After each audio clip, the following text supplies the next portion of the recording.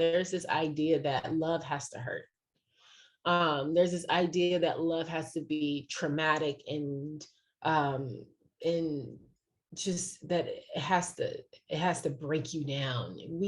And it comes from us telling these stories in our movies, like we tell these like stories where there's just so much pain with love, and we start to think that that's what love is, that love is like this painful experience, this sacrifice. I am realizing, especially in storytelling, it doesn't have to be that.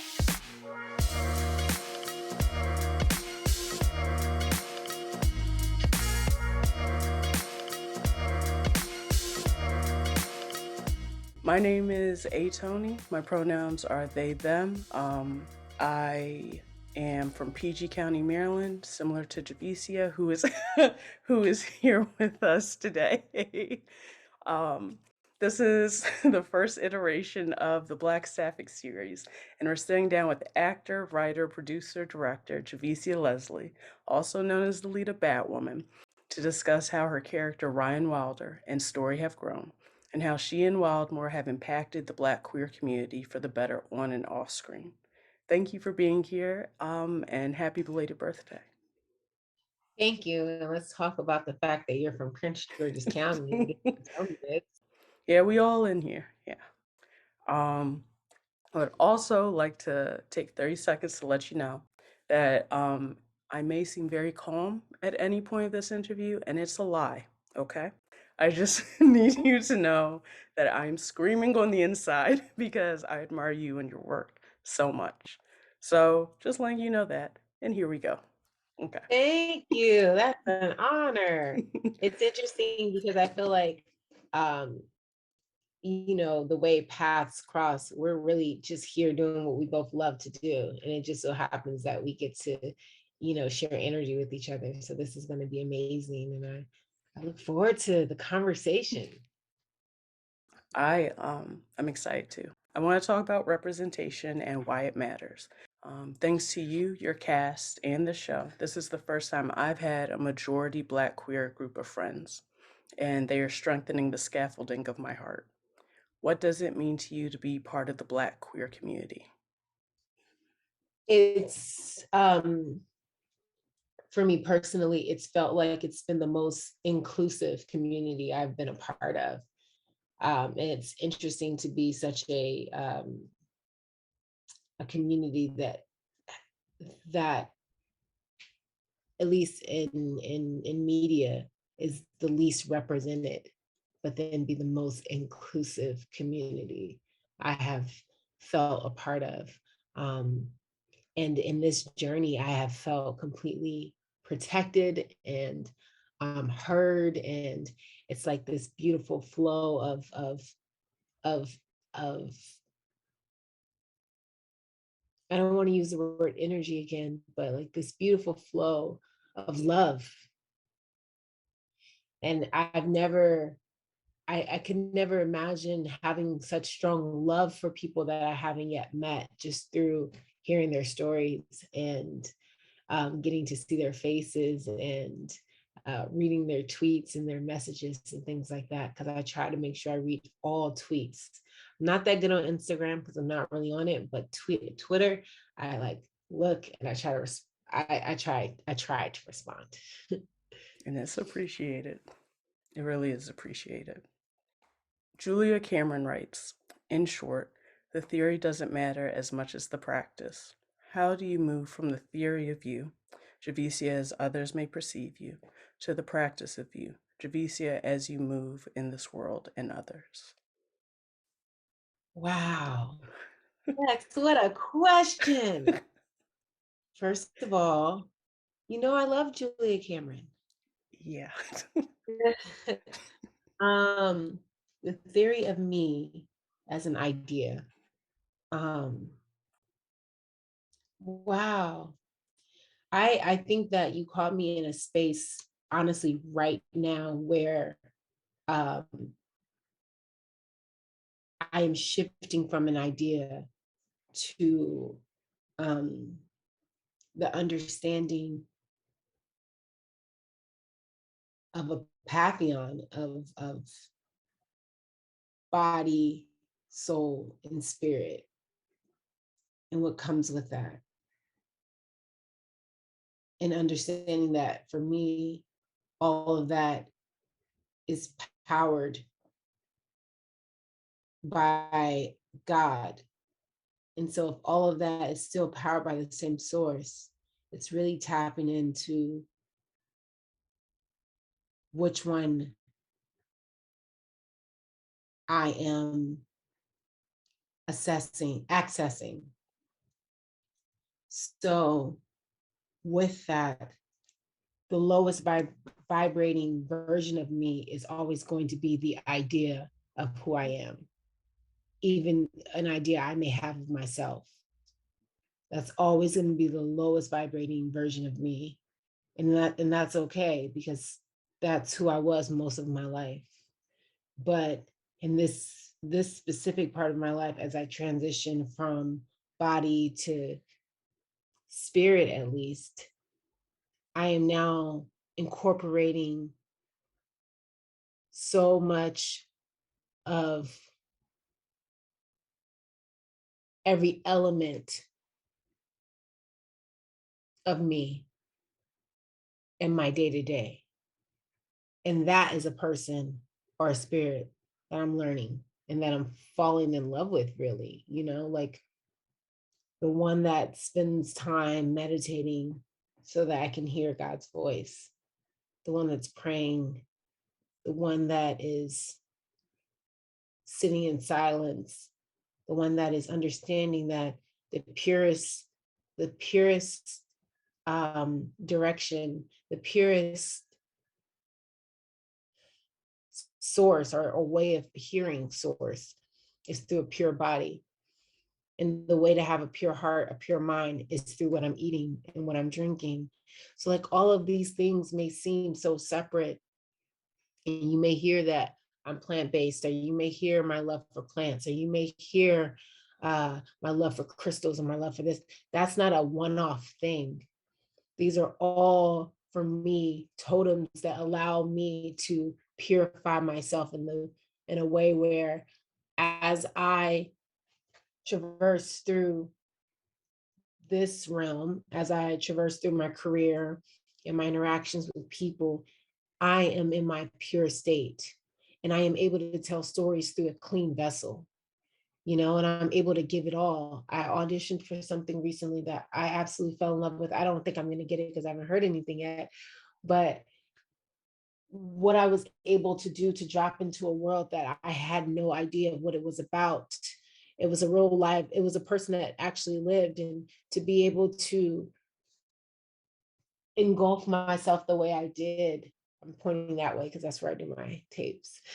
To be able to just really dive in the way I did that, and release the idea of self, the distraction of self, and give everything to this life and this story. That took practice, that took time, that took um, a journey. And I'm really excited about that. I'm really proud of that. And so what's interesting is I know whatever work I do next, it's coming from a completely different space than what you've already seen. So excited. Mm. Sorry, I'm so excited about that. I love that answer because I started reading The Artist's Way in preparation for the interview, but I ain't playing, y'all. I ain't playing. but I just played myself way too hard because I was like, oh, I can, just read the whole book. And I had to Oh, stop. Yep, I've learned my lesson because about 50% of the way through, I think I started just crying for like 2 days straight. I said, I'm gonna just pause and go back and do it the way I'm supposed to. But I love man. what you said about coming from knowing you're coming from a um, more pure space because I felt that in the past couple of weeks. And so I just love hearing you say that. That's all. Yeah, you felt that for yourself. Mhm. Yeah, Yeah. yeah. Um The Artist's Way is not a book. I think that's where we tend to maybe um, go wrong, honestly, is that we think that this is a book and it's not. It's a lifestyle, right? First of all, it's separated within 12 weeks. Um, and each week it's like a different subject or gateway. And you go through these 12 weeks, and by the end of it, you are absolutely in love with yourself, and you are absolutely in love with the artist that lives within you, because God is an artist and we are of God, so we are artists as well. And so, yeah, reading it, that would have been very, I'm sure, challenging. And hopefully after this, you'll just go week for week. Oh yeah, no, I most definitely am. I already knew that. Yeah. Um, the because I already did morning pages before, but I I, know, but I knew morning pages would like reveal a lot of stuff that I was not prepared for, so I stopped for a while. But I've started again, slowly. Start again. Okay. Go ahead. yeah, but morning pages, it's not just about what it reveals, it's about the dedication to yourself, because that should be the first thing you do when you wake up. I mean, before anything, Yeah. before you brush your teeth, before you wash your face, your journal should live. I got this journal for my birthday. And then I don't know if you guys know Tenariel. She's absolutely amazing. One of the most amazing artists there are. So if you guys get a chance, check out her music. She got me this journal for my birthday because that's how often I journal. That I have to have so many journals. And how much of a reflection of this is me? This is like your friends know you. It is. What? Look at her with that pineal gland glowing. Come on now. You see that moon? You see that blackness? You're in the pocket today, Lex. I, I, I love this for interesting. you. I was thinking to myself, like, I love when I'm able to do interviews that I fall in love with the interview. I'm like, oh, that was really fun. Thank you. So fucking exciting. Excuse my language. Okay, the next question is you're a star of a show that centers black people, especially black queer women, making our stories visible and the people represented by them impossible to look away from. We know black girls and black women in the United States go missing without nearly as much attention to finding them as certain counterparts. This is reflected in hashtags such as Say My Name, books like Monday is Not Coming by Tiffany D. Jackson, podcasts such as Black Girl Missing, and especially in your show, specifically Season 2, Episode 4, Fair Skin, Blue Eyes, where Ryan is kidnapped as a child, and it takes till nearly the end of the episode for one person, the only person who noticed and cared, to find her. The level of attention is extremely skewed in comparison to Alice Beth going missing, where her story spans across seasons. We know that you've done and do work to support kids, and your work makes sure that black girls, black women, and black queer people of all ages are seen. If you could tell any of those people who believe they will always remain missing one thing, what would you say?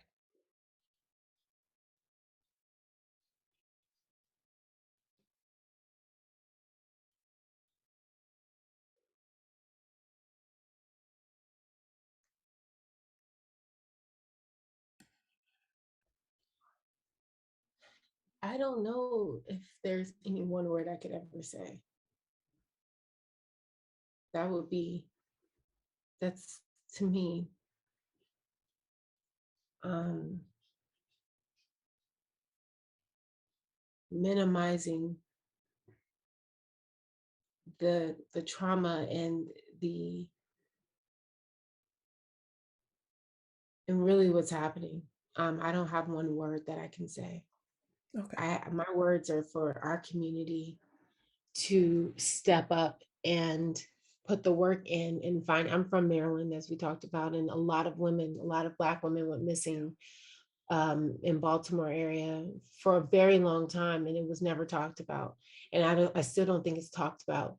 And there's a huge sex trade that's happening on the East Coast that doesn't get spoken about, but specifically for our community.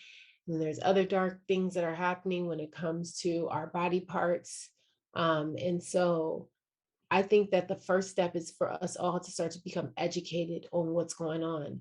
You know, I was watching Jurassic World yesterday, and the character that DeWanda Wise plays said doing nothing is just as bad, or doing nothing is not enough. Just because you're not the bad guy in the story doesn't make you the good guy if you do nothing. And the first step to being able to even address this is to learn what is going on. And don't learn it just from the news. You have to do your research, because news is all perspective. So depending on what source you're hearing it from affects the way that you receive the information. So making sure that you do your research. There are a lot of documentaries out there that are talking about what's going on in the community. And so what I would have to say, it's more so to our community about what we can do to save our Black girls. And it's more than a hashtag or tweet or Instagram post. It's there's physical work to be done. Yeah. But to the children and the women that have been taken and are missing, I don't think I have words. I think it's something purer than that. It's something that I don't think I can express verbally, but it's something, it's a, it's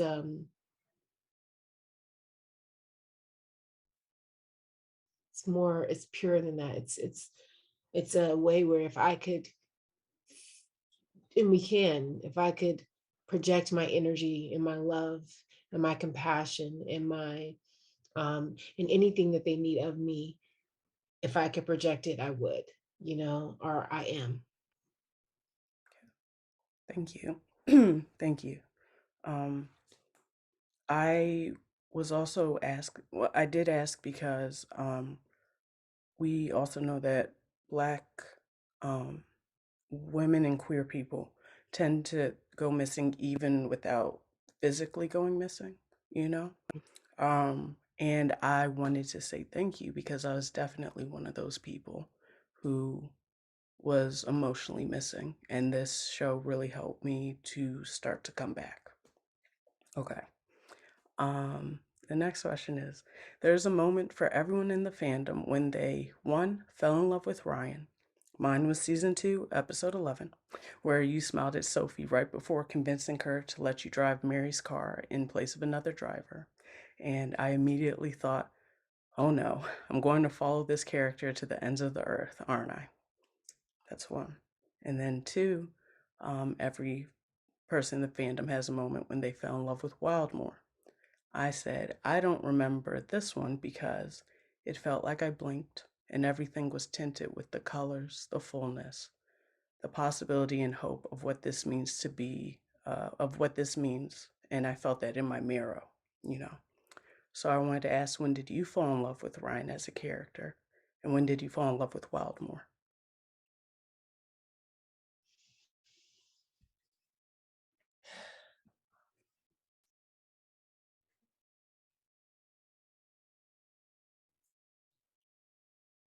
There's so many moments. I don't think I can pick one. So if it's okay, I can name a few. Yeah, go ahead. Yes. There's a moment in Blue Eyes, Fair Skin, where this is like, I think Blue Eyes, Fair Skin is episode 3 or 4. And we had started practicing me doing the drop-ins and pull-outs, being harnessed. Basically, we had practiced it, but we hadn't yet done it on screen. Or maybe we had done it on screen. That's not correct. We did it on screen because we do it when I drop in and say I'm Batwoman, or yeah. So we had done it, but it had felt like it was taking us 20 minutes to harness me. And there's this scene at the very end of Farah's Blue Skin where Ryan is trying to get the little boy to put down the gun. And they're like, okay, so after you get him to put down the gun, you're gonna shoot out, but you're just gonna act like you're gonna do it, and then we'll bring in your stunt double Aisha to replace you. And I looked at the director and I said, no, this is too important that she maintains her eye contact with him, because in this moment, we're telling this story for this little boy to remember for the rest of his life. And honestly, most young kids to remember for the rest of their lives. And if you take the camera off of Ryan because you have to replace her with her stunt double, and now you see the back of her leave versus the front of her leave, that changes the impact that she can have, not only on this kid, but like on every kid watching it, right? I said, I have to do it. And they're like, we don't have enough time. We'll figure it out. We'll give us 7 minutes. Give me 7 minutes and I will be dressed and ready. And that was the quickest. That's how after that, they started to realize we didn't need as much time, which kind of ended up screwing us over because then I didn't have any excuse not to be ready.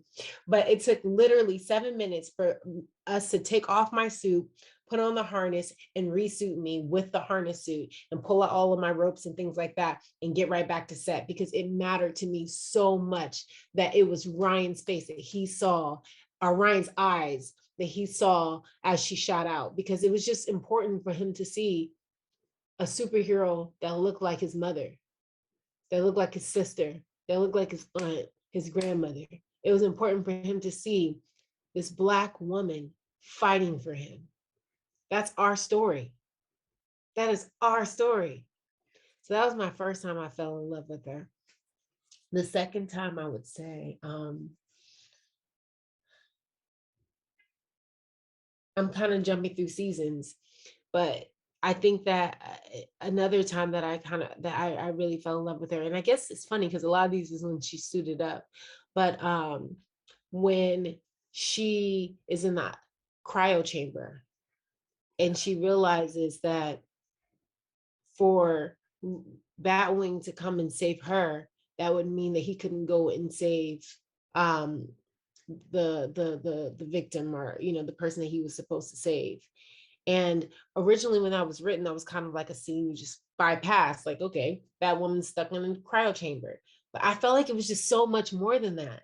It was sacrifice, and it was true, like, I am dying sacrifice. Mm-hmm. And Sophie gets on the phone with her, and like it was Sophie that keeps her breathing and keeps her alive. And that's funny because it kind of answers both of your questions. I think that's when I fell in love with Wildmoore, and also another version of Ryan. And so when they're in the car and the Batmobile going to go get the freeze serum, that's when Luke thought that Yep. Yes. Yeah. Ryan were flirting. I'm like, no, we're not flirting. So yeah, that's probably one of my favorites. I can go on and on about some of my favorite stuff for this project, but I would say those are two of my favorite scenes. I love that because that's one of my favorite scenes. That leads into our next one. When you hear the phrase queer Black love, what immediately comes to mind, and what does it mean to you? Oh, I mean, what immediately comes to mind are my friends and my family. I think of the beautiful I mean, we're from Maryland, so it's so interesting how all of this is so new for everyone, but for you and I, we grew up where queer love is very much a very common thing in our community. So it's so interesting to leave Maryland, specifically Prince George's County, and see everything be a thing. See Black be a thing, see queer love be a thing, when it's like it's just so common where I'm from.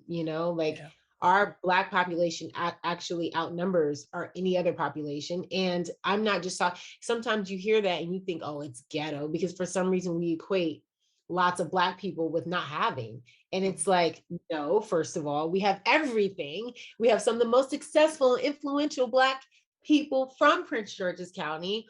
Our business owners are Black. Our government leaders are Black, and they all live in Prince George's County. Our teachers are Black. Like it meant something to go to a Black high school and be taught by Black teachers. because sometimes you'll go into communities where they have Black high schools and it's nothing but white teachers in there. And then we wonder why we don't know our history. I had a teacher, Miss Hartsfield and Miss Moore, when I was at Largo High School, who embedded a lot of what I know to be our true history, not what they feed us, out of the history books. I'm talking about she made us dive deep. So I come from this community where we have excellence in our Black community and our queer community. And so when I think of Black love, I think of the couples and the relationships that I got to see growing up throughout my entire life, And so now that I'm in LA and everything's so different here in comparison to where I'm from, I just kind of root myself back to where I'm from. And I remember that because that's my roots regardless. Love that. Okay. I know I keep saying I love every answer, but I mean, it's true. So, You get it because we're from Maryland. You yeah. get it. I It's love like that. we are who we are out here, and I love it. Yeah, okay, they're gonna kill me for saying, but anyway, I used to work at a pet store, and like every time somebody would come in, like a black queer person would come in, they'd be like, "Oh yeah," and my girlfriend, I'd be like, "Yo, we family," and they'd be like, "Hey, cousin," Yeah. and I miss that so much. Yes. Exactly. You get it. You get it. It's like it's just different. It is so different. Maryland is so special. Yeah, I love it here. It's so hard to. Everybody wants me to move, but I can't do it. Like Ryan. A lot of being a black queer person is not trusting you're worthy of good things and being terrified that you won't keep them when they do come. Maybe subconsciously trying to make it a self-fulfilling prophecy. What do you think it means to have a black lesbian, Sophie, show Ryan, a black lesbian, that story is not the only one for black queer people? And a little side question too is in one of your interviews, you said, I was originally trying to understand myself through her, and then it became not just an understanding, it became a comfort. We began to see how Sophie and Ryan were comforts to each other. How do you think loving Sophie will help Ryan better understand and love herself? I think that there's so many layers to this. First of all, there's this idea that love has to hurt. There's this idea that love has to be traumatic um, and just that it has to break you down. It comes from us telling these stories in our movies. Like we tell these like stories where there's just so much pain with love, and we start to think that that's what love is. That love is like this this painful experience, this sacrifice. And I think I am realizing, and especially in storytelling, it doesn't have to be that. We don't have to tell these painful stories. Like, when Caroline and I sat down to start creating the story of Ryan, what we both agreed with, which I thought was so special, is that we didn't have to create a coming out story for Ryan. Because, one, we had already done it with Kate and we had already done it with Sophie. But it's also this idea that, like, why every time we tell a queer story does it have to come from so much trauma? Why can't we show just a child that grew up exactly how they are and was loved exactly how they are, and that part of their life didn't have to be their trauma? Like we all are going to have our traumas, but that part of their life did not have to be their trauma. And so, you know, when it comes to Sophie, one, she's already been there, done that. That's interesting because Ryan didn't have to have that. So Ryan's hesitation with Sophie had nothing to do with Sophie being a woman. It had everything to do with Ryan not believing she deserves someone like Sophie, or Ryan not believing that Sophie will stay. Because you have to think about it. No one has stayed. And the one person that was supposed to stay was taken from her. So now she gets, even Angelique, it's just like Angelique chose drugs over Ryan. So now she gets to Sophie, who really is a pure you know, space of pure energy. And all Ryan can think is like, I've never had this, and it's not meant for me to have this. That's not my story. Because we all try to, the first question you asked me before we even started this interview is the idea of me versus, honestly, the evolution of me, which is more of an internal search. So if we're all operating out of the idea of who we are, then we take these moments in our life and we allow it to define our life. And so it's the same for Ryan. She took the beginning years of her life and allowed the moments of the things that happen to define then what is meant for her for the rest of her life. And that's a very tricky thing.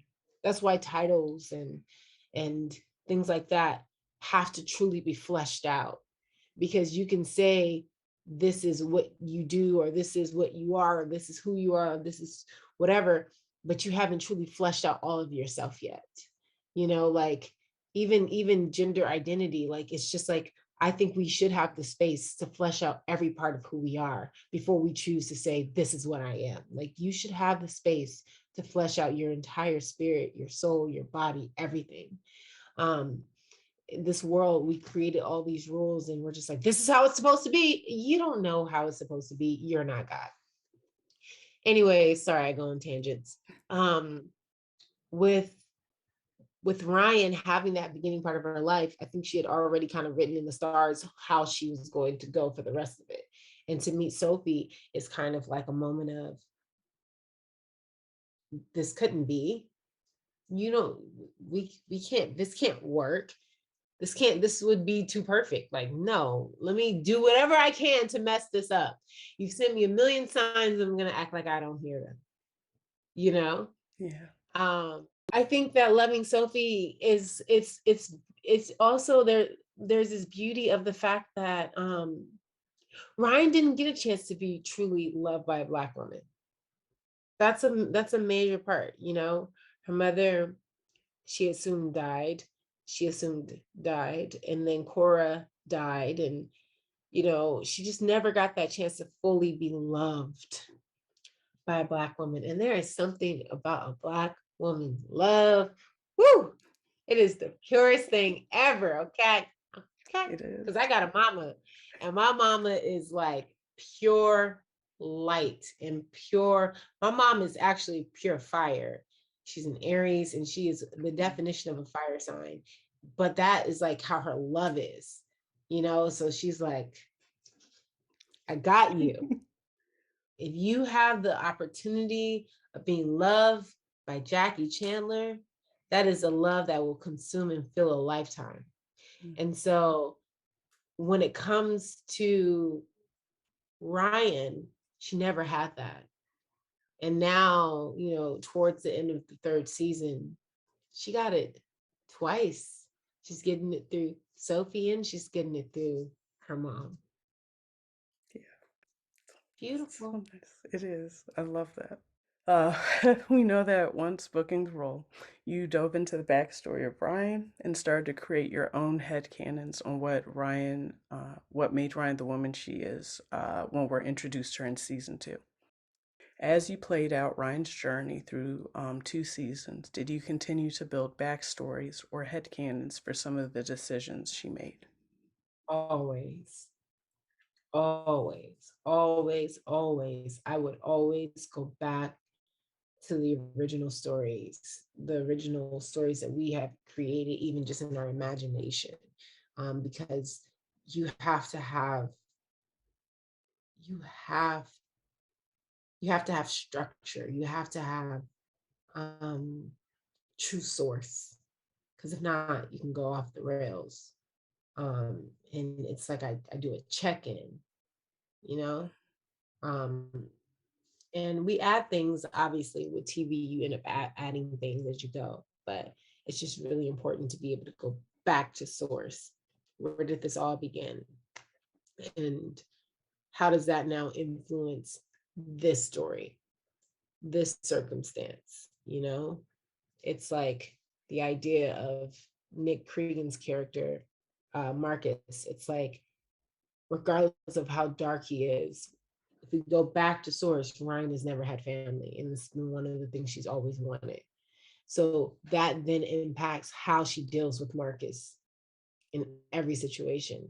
When everyone is telling her, turn your back on him, he's dark, he's evil, he'll never change, he's the Joker. In Ryan's mind, her filter and how she views everything is through the perspective of, I've never had a family, and now I finally do, and I want this to work.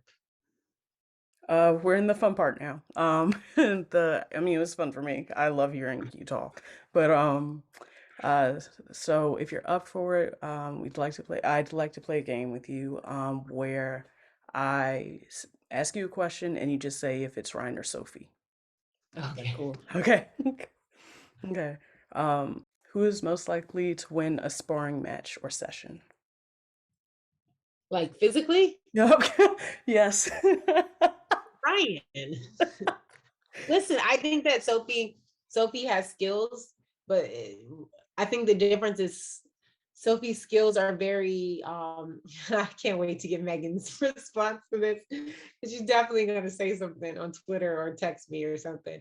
But Sophie's skills that I have seen are very like, they're dope, they're cool, she doing some punches and stuff.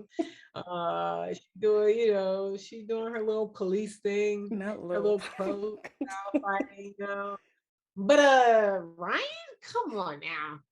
Ryan's Batwoman. Like, what kind of question is this? Let's keep going. You said keep going. Got it. Who is most likely to win an argument? Who's most likely to win an argument between Sophie and Ryan?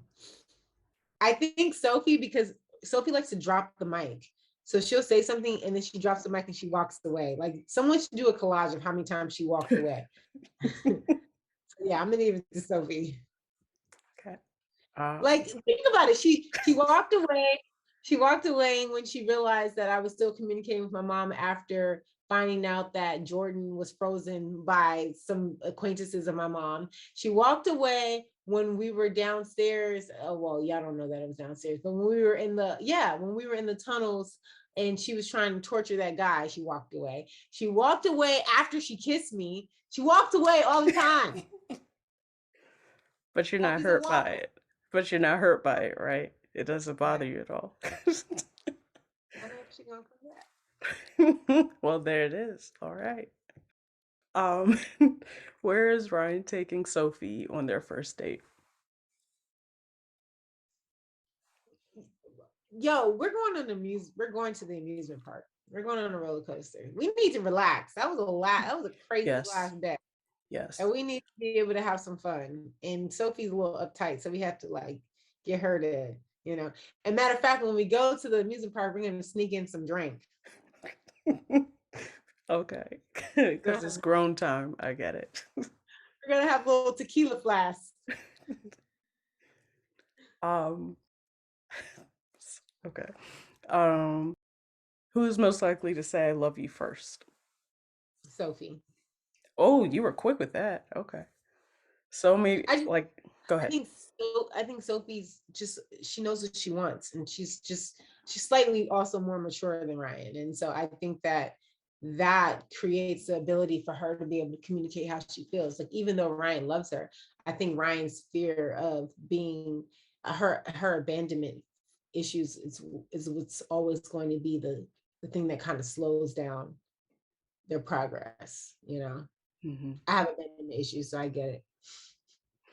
Same. Okay. Um, do you believe in wearing belts in 2022? Ah, that's so funny because yesterday I did the carpet and I didn't have on the belt and somebody pointed it out. I don't wear belts. I wear jeans that fit, so I don't You wear the said wearing belt. And then if they're loose, they're supposed to be loose. So again, I don't see the point of wearing a belt. I don't even think I own a belt. Okay, that was like a foreign language to me when I saw that belt. so you weren't acting, is what was I happening. cannot get that belt off to save my life. This goes into it too. What is your stance on the safety of lamps in your household? Would you say you're pro lamp safety or F that lamp, I'll buy a new one? That was case lamp, so I don't really care. No, I'm You just said I joking. don't care. I'm You said just I don't joking. care. I'm just joking. You're just Um, joking. I love a good lamp. I need to go lamp shopping myself. I love a good lamp. You want lamps to be safe, and you should think lamps shouldn't be near beds, but we weren't even near a bed. We were near a couch. So, I don't know what to say. Um, what song gets Ryan, Batwoman hyped before a fight? Got it. The song has changed for a couple of times, but for a while, Nicole and I would play Cardi B. Yes. Um, and then this past season, what was like my get ready to go off music? I'd have to look. I'm really super, super into a lot of like South African music and some Afro beats and um just like more of that style. And so a lot of that kind of varied throughout the season of playing that kind of music. But also I tend to like, I'm a book reader. And so I'll read all the way up until they call me to go to set. That gives me hype because I'm like, oh, I can't wait to get back to that book. So let's do this. I love, as you can see, I love that. This is all just Yeah. books. So, yes. I wish I could show you, but yeah. um, okay, so okay, so this one I know you're like, what's going on? My friends came up with this question, and so I need to say it. Okay, what is something you can say in the bedroom and in the kitchen? Yep, yep. Oh God. Okay, well what came to my mind is, are you hungry? Um And there you go. Okay. Because it was taking all my might to even say it. Okay. If no, I gave you one though. I you gave you did, one. you did. It's great. I'm not pushing you on this. But I'm Please not no. gonna That's good. Um, if Ryan had the chance to meet Sophie's mom, what do you think would be the first thing she says to her? um um oh God.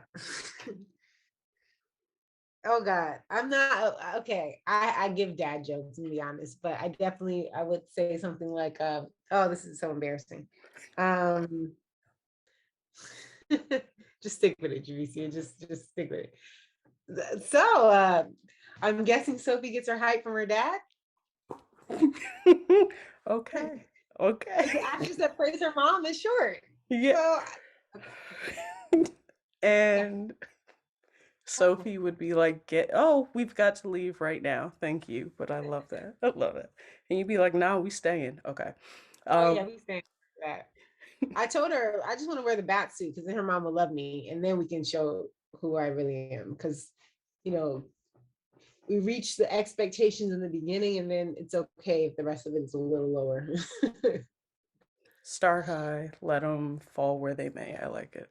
Yeah. Uh, do you know that Wildmoore is the most attractive ship ever and the standard for queer relationships, period. We put Black Sapphics, but I put queer relationships, period. So just wanted to Oh, know I if you didn't knew. know that. No, I had no idea. That's dope. I really, man, like it would have really been so freaking dope to at least get one more season to watch their love story play out. Yeah. And it looked like you guys were going into a zombie apocalypse type deal. And I Yeah. wanted to see how you all were gonna survive that because Poison Ivy had me like stressed enough. I was like, Right? would you be open to working together with Megan on another project? Of Um, course. It's yeah. already Megan and I's second project. So I'm sure we're gonna keep crossing paths. I think it's in the stars for us to keep crossing paths. Oh, damn, that's nice. Oh, I like the stars. Okay. Um, We've heard from you on multiple occasions that playing Tomb Raider, aka Lakeisha Croft, is in the stars for you. What are the chances? Tell us about why that character specifically, and how can we help make this happen? Who said Lakeisha Croft? You Y'all said are Lakeisha Croft. You said it. I said You said that. Lakeisha Croft. Yes. Lord, I don't remember that. That's so funny. That's hilarious. You know what's interesting? So I always wanted to play Lara Croft. I used to play Lara Croft when I was a kid. I was a huge gamer, and Tomb Raider was one of my favorites. And then Angela Bassett, who I love, Angelina Jolie then played her in the movie, and I am a huge Angelina Jolie fan. Her career, her career, Zoe Saldana's career, that those two, literally, if I had to choose the same decisions, I would have. Like, I love action. Like, I love powerful female action roles. And yeah, I am manifesting Tomb Raider, but it's also I'm manifesting that energy of Tomb Raider, right? So it's like, if it isn't Tomb Raider, then maybe it's Storm. If it isn't Storm, then maybe it's, another beautiful, badass female role. I want to stay in that world to the point that, like, I almost, if it ain't that, I don't want it. But I do. But that's the world I want to live in. I love biopics. I love history pieces, but I love roles of powerful women. That's my thing. Okay. I also think that's my thing because I don't have to dim any of my fire to play the role. There's other roles where it's just like, oh, can you kind of, like, lighten her up just a little bit? No. And Your so, face. Yes, yes. like, if I get to play a badass, then I get to use the fire that I already harness to put into the character. Okay. Well, we're gonna get you all action movies. That's what we're gonna do. We're gonna I'll get take that. you 10 within the next, what, 10 years? Is that like how it works? A film a year? Perfect. Okay. I'll do 10 films, 10 years. I'll do 2 films a year. 2 films a year, then we'll just get you 20. All right. 20 in 10 years. All right. Um, yeah, we gotta do that. Okay. I just really, that's in my heart now. We're gonna do that. So we know that Ryan is also Gemini. What sun signs do you think the other characters are? Um, what sun signs? Okay, this is perfect because I am such a zodiac person that I can do this. With my eyes closed, Alice is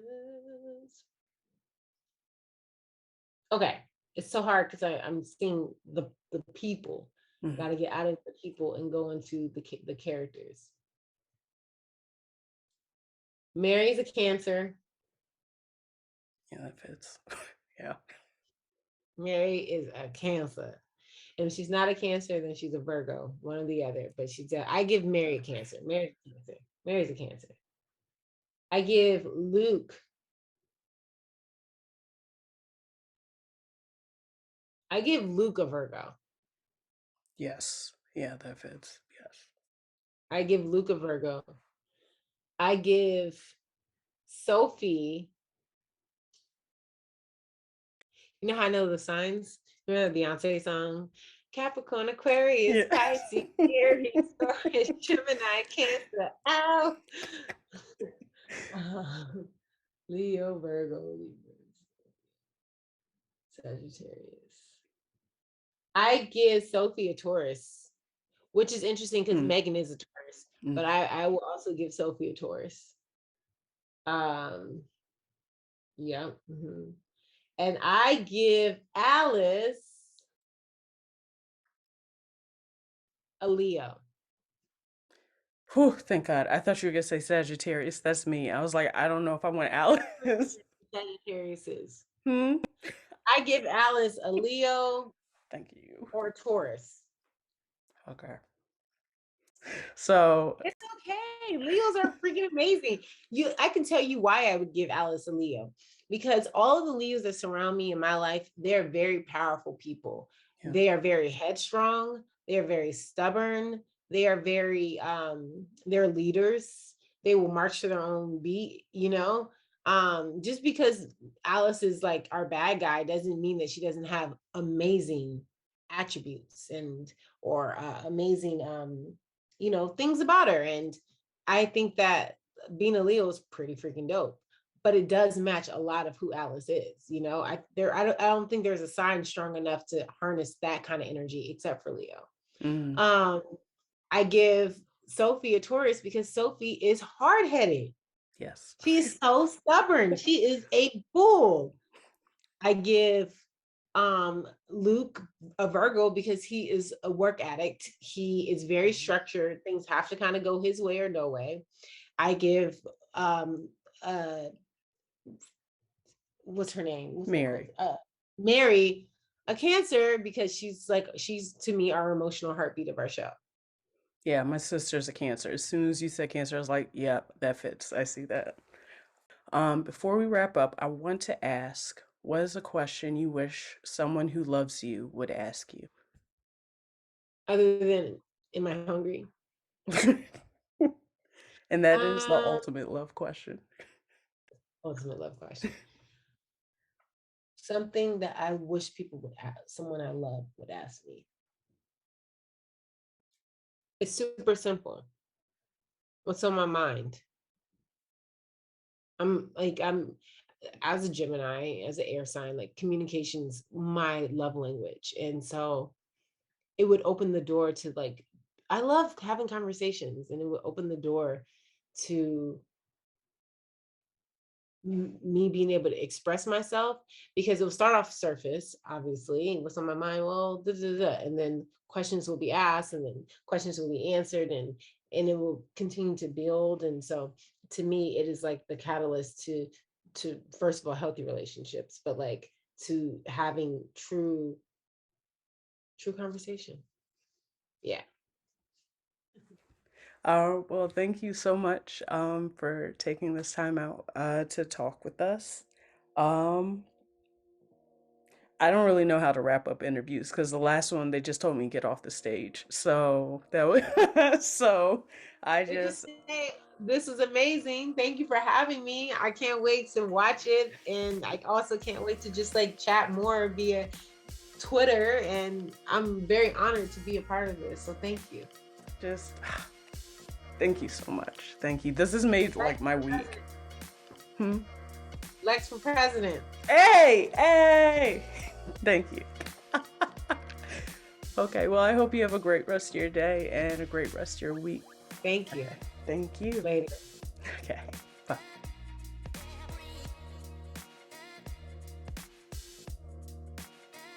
You know, we just really believe in you. We believe in the whole cast, but we are just really so thankful for the art that you've put out into the world.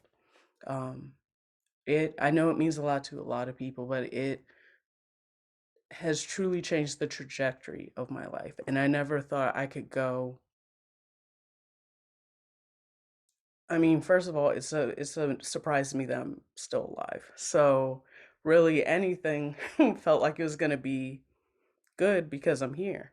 But this has really helped me understand that I deserve to ask for more than just almost love, just almost friends, just almost good enough.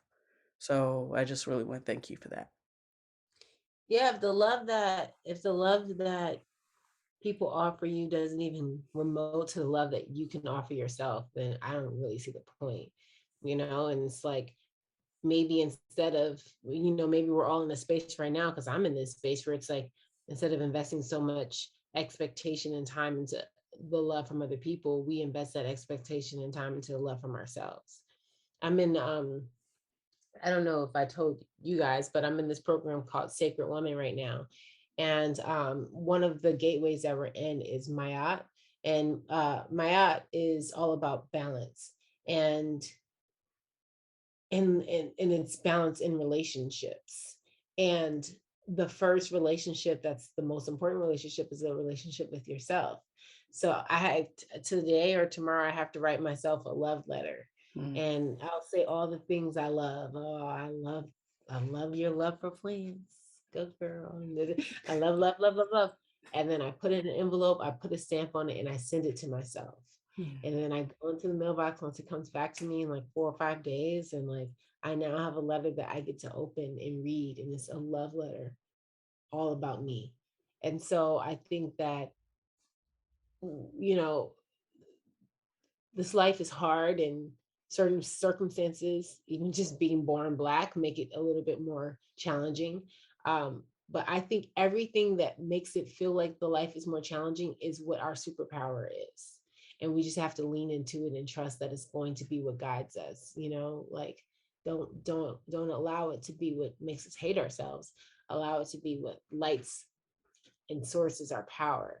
And we find ways to energize that, because sometimes we have to go outside of ourselves to energize it. There's like such amazing books. I just got this book by Lala Delia called Vibrate Higher. And I'm now making sure that all the music that I listen to is so in alignment with my spirit. Some of the songs that I have downloaded right now, I know you guys have heard that song by Iniko called The King's Affirmation. Like, I will be one of the greatest. That is a promise. That is a, like hearing those words is so important. And every single morning, without fail, when I take my sacred bath, I'm listening to an affirmation video on YouTube, putting life into myself, because sometimes you do have to go outside of yourself to feel yourself. But it's really important that you feel yourself. And um, you can't help others until you have completely helped yourself. Yeah. You can't give of yourself if there's nothing to give. So just like on the plane where they say, you got to put your mask on first, because why? You can't save that kid if you're out of it. So you put your mask on first, and then you start helping other people around you. You fill your cup up so much that there's an overflow. So that way you're not giving of your cup, you're only giving of your overflow. And the moment you realize that you're no longer giving of the overflow and you're starting to give of yourself, you stop, you retreat, you go in your corner, you close your door, and you take your time, and you say no to invites.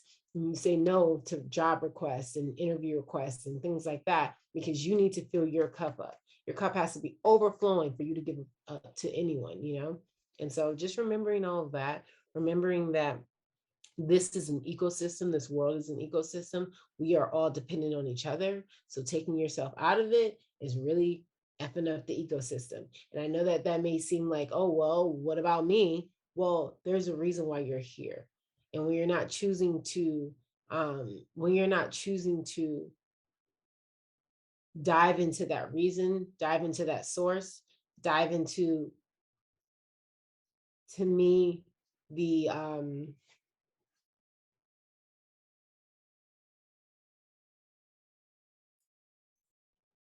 integral part of why you were chosen to be here with your circumstances, it's easier to ignore all of that. Yeah, but we're not here to choose the easy way. No one said this life is supposed to be easy. It's important to dive into the work. And that work is all here. It's nowhere else. But you got to give yourself the time to do it. And this world, this society will try to fill up your time. That's the most important thing you can ever have, is time. And don't feel selfish when you say, no, I can't give you my time, because your time is yours. It's what fills your cup up. So you take your mornings, if it means you have to get up at 5 a.m. instead of 6 a.m. or 6 a.m. instead of 7 a.m. so that you can get an extra hour of your day to yourself. You do it. You know what I mean? And you purify your vessel. You clean your system with electrifying food so that you can hear. We want to give up because we're so toxic. Our bodies are so toxic. We can't even hear. We can't hear source. We can't. All we hear is pain. Yeah. Because inside of our bodies is dairy, and and that's another animal's milk. You know what I mean? Inside of our bodies is processed food. Inside of our bodies is an insane amount of sugar. For some people, it's drugs. Sometimes, it's a overdose of alcohol and things like that. Like, we have filled our vessels with so much toxicity, then we wonder why we can't hear. And we wonder why we're working from depression. We're feeding ourselves depression. None of this is built for us. Only what's built for us is what's grown.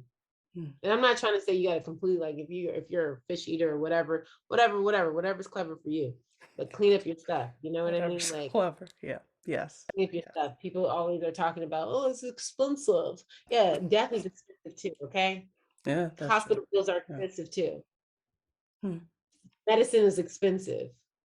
Those fake vitamins you have to take because if you're deficient in this and that's expensive. What's valuable is your life and your quality of life.